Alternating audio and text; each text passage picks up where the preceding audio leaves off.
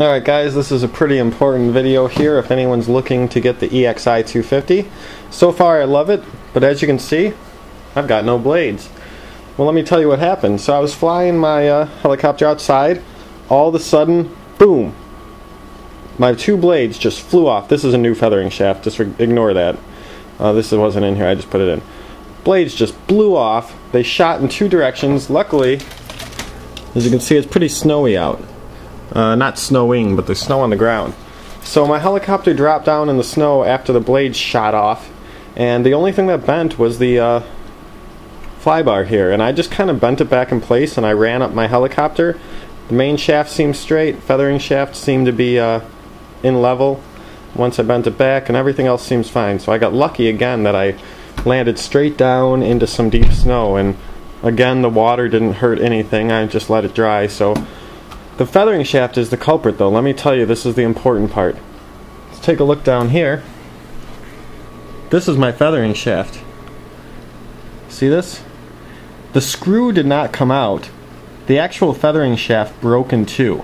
I had one screw in this end still all the way in, and then one screw in this end still all the way in, both stuck in the blade grips. But the actual feathering shaft broke in two. So I've read that the Hobby King 250, 450, any of the Hobby King clones, that it's important to replace the feathering shaft because they're weak and they can break. The EXI, I haven't really heard that, but I guess it's just the same as the Hobby King. You really should replace the feathering shaft. It's a weak point and it's dangerous. I mean, I'm happy that I was flying outside where no one was, because if I was flying inside at the flying field house and that shot off, it could have hit someone. I got lucky and my blades both landed in snow, not a scratch on either one of them.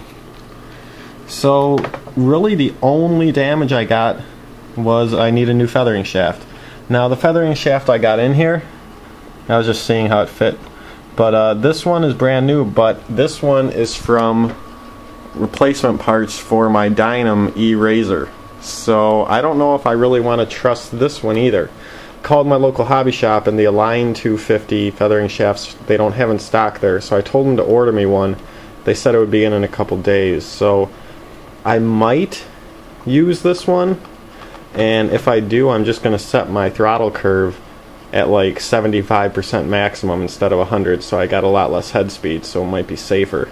But I would definitely set my throttle curve down to 75% max if I use this, and then once I get my Align feathering shaft and my new gyro, then I'll start doing some 3D with this. But if you get an EXI or any clone, definitely recommend get a quality feathering shaft, because that could be dangerous. Luckily I was outside, like I said, so there's plenty of room. So anyways, wanted to give you guys that update, and let's go ahead here and just show you guys another flight, another little quick flight of the 350. So enjoy the flight, and I'll keep updating you guys on what happens with this helicopter and my other projects. So see you guys later.